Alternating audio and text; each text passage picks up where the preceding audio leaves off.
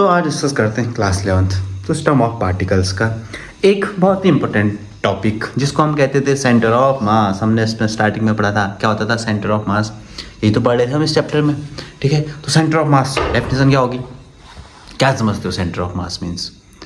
ठीक, किसी भी ऑब्जेक्ट का या किसी बॉडी का वो पॉइंट, वो स्पेस, वो जगह जहाँ पे हम क्या करते हैं उसके पूरे मास को कंसिडर करते हैं, उसको हम क्या कहते थे सेंटर ऑफ मास कहते हैं ना। ठीक है, जैसे मेरे पास कोई क्या है सर्कल है, उसका सेंटर ऑफ मास क्या होगा, उसका सेंटर मतलब उसका बीच वाला पॉइंट, वहाँ पे मैं कह सकता हूँ उसका टोटल मास होगा।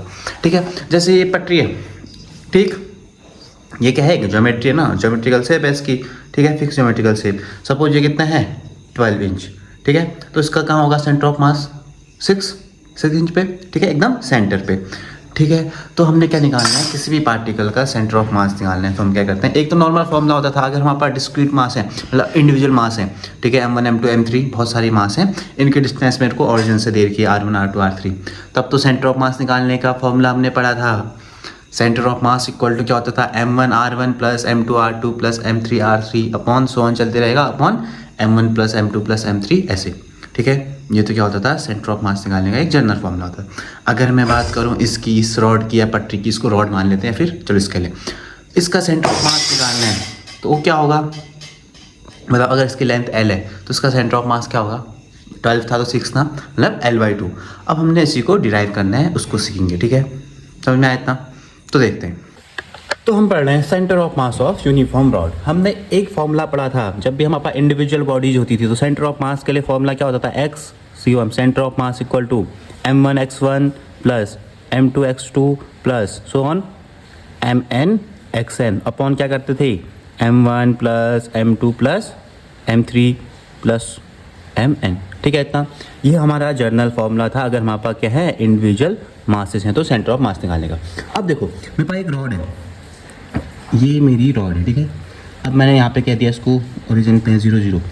अब मैं देखो इसका अगर मेरे को सेंटर ऑफ मास निकालना है तो मैं क्या करूँगा, छोटा सा मास यहाँ पे कंसिडर किया मैंने। ठीक है, इसको मैंने क्या कहा स्मॉल m, इसकी डिस्टेंस मैंने ले ली dx, स्मॉल डिस्टेंस x1 कह लो। फिर मैंने यहाँ पे छोटा सा मास पकड़ा, इसको मैंने कहा dx2 और ये मास भी m है। ठीक है, इतना। अब देखो इसका सेंटर ऑफ मास निकालने के लिए मैं क्या करूँगा, ये dx1 into m1 dx2 into m2। अब देखो अगर मैं इसका टोटल सेंटर ऑफ मास कहूँ, सेंटर ऑफ मास, तो मैं क्या करूँगा, सबको जोड़ दूंगा ना, वही तो है इंटीग्रेशन। मतलब इसको अगर मैं सबको ऐड कर दूँ तो कैसे करेंगे, इंटीग्रेशन करेंगे। तो मैंने कहा इंटीग्रेशन, डिस्टेंस कितनी x, छोटा छोटा मास कितना dm अपॉन टोटल मास का सम करना है ना, तो मैं क्या करूँगा इंटीग्रेशन dm इतना। ठीक है, छोटे छोटे छोटे मास जोड़े तो क्या बनेगा इंटीग्रेशन dm।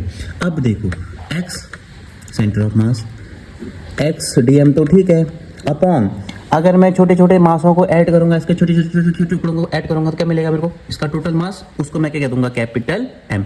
इतना ठीक है। अब इसी का यूज़ करके हमको क्या निकालना है, किसी भी रॉड का सेंटर ऑफ मास निकालना है। ठीक है, तो फिगर दोबारा से बनाएंगे। अब देखो इतना हो गया ना, इतना समझने के लिए था। अब देखो हमने फिगर बनाना है ऐसा, ये था इसका ओरिजिन 0,0, एक रॉड ले ली मैंने ऐसी। ठीक है, इसको पतली से लेना ताकि हम क्या कह सकें इसको 1D है, 1 डायमेंशन। ठीक है, अब देखो इसकी लेंथ कितनी होगी L,0, मतलब x एक्सिस में कितना L, y एक्सिस में 0। मैंने यहाँ पे छोटा सा टुकड़ा पकड़ा जिसको मैंने क्या कहा dm, छोटा छोटू सा टुकड़ा। इसकी डिस्टेंस मैंने कितनी ले ली, x डिस्टेंस पे ये क्या है सिचुएटेड है और छोटा सा मास है। तो इसका सेंटर ऑफ मास निकालने के लिए फॉर्मूला ये यूज़ करेंगे। देखो क्या हो जाएगा, centre of mass equal to integration, सीधे ये फॉर्मूला यूज, लिमिट देखो लेंथ कहाँ से कहाँ तक 0 टू L। ठीक है, फॉर्मूला क्या x और dm अपॉन क्या था टोटल मास m ना, दिस वन। अब देखो यहाँ पे क्या है x है, यहाँ पे क्या है dm है, इसका मैं इंटीग्रेशन कर सकता हूँ, नहीं कर सकता हूँ, ये x है ये dm है। मैं कब कर सकता हूँ, जब मेरे पास क्या होता है ये भी dx होता, तब तो मैं dx का इंटीग्रेशन कर देता। तो इसके लिए हम क्या लाएंगे, एक रिलेशन लाएंगे। ठीक, अब देखो उसको लाने के लिए क्या होगा, लीनियर मास डेंसिटी सुना था कभी, मास डेंसिटी मतलब कितने एरिया में कितना मास है। ठीक है, तो लीनियर मास डेंसिटी मतलब समझते हो ना, कितने आसपास हैं पार्टिकल्स, तो linear mass density denoted by lambda equal to क्या होता है फिर मास अपॉन जितना मास है इसका और जितनी इसकी लेंथ है उससे हमको क्या मिल जाएगी इसकी डेंसिटी, ठीक है। तो मास कितना होगा इसका m, डेंसिटी कितनी होगी l, ठीक है इतना। तो लैम्डा इक्वल टू मैं कह सकता हूँ m अपॉन l। इतना समझ में आया ना। अब देखो ये अगर स्मॉल मास होता और ये क्या होता स्मॉल लेंथ होती तो क्या होता, तो मैं क्या कह सकता था इसको, जस्ट सेकेंड, तो मैं कह सकता था इसको lambda equal to d m, small mass upon छोटी सी डिस्टेंस को मैं कह सकता था डी एल। इतना सही है, या फिर डी एल नहीं डी एक्स, क्योंकि हम क्या ले रहे थे स्मॉल से डिस्टेंस को क्या ले रहे थे डी एक्स ना। इतना ठीक है।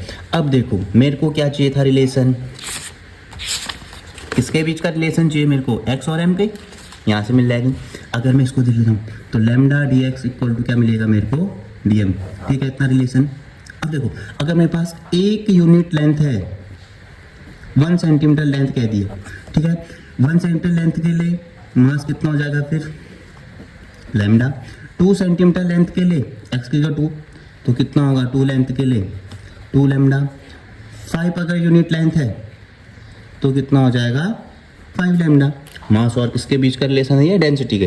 तो देखो अब मैं सीधे उस फॉर्मूले पे पुट करूँगा, रिलेशन मिल गया, यहाँ पे रखो x centre of mass equal to क्या हो जाएगा 0 टू लेंथ एल, एक्स वैसी रहा, एम की जगह क्या रखूँगा मैं lambda into D x upon क्या था मेरे पास एम था, ठीक है ना इतना। अब देखो x centre of mass equal to lambda बाहर आ गया constant, x d x 0 to L upon m, इतना ठीक है।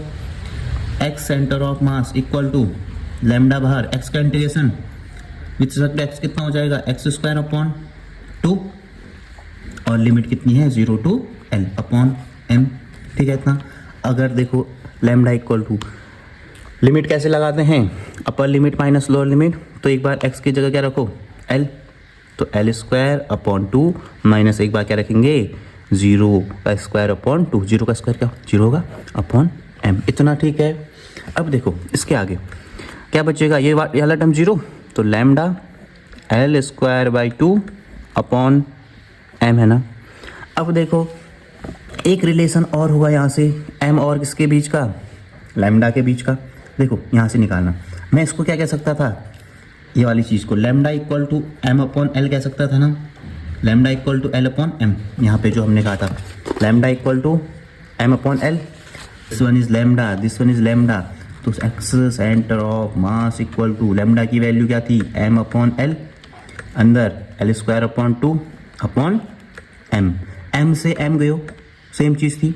तो अब क्या बचेगा हमारे पास X C O M equal to 1 upon L क्या हो गया होगा अपॉन में ये क्या होगा एल स्क्वायर बाई 2, ठीक है। तो एल से एल गया, क्या बचा हमारे पास एल अपॉन 2, तो यहाँ पे क्या मिलेगा मेरे को x centre of mass equal to l by 2। तो क्या होगा किसी भी रॉड का सेंटर ऑफ मास क्या होगा उसकी लेंथ के हाफ के इक्वल होगा।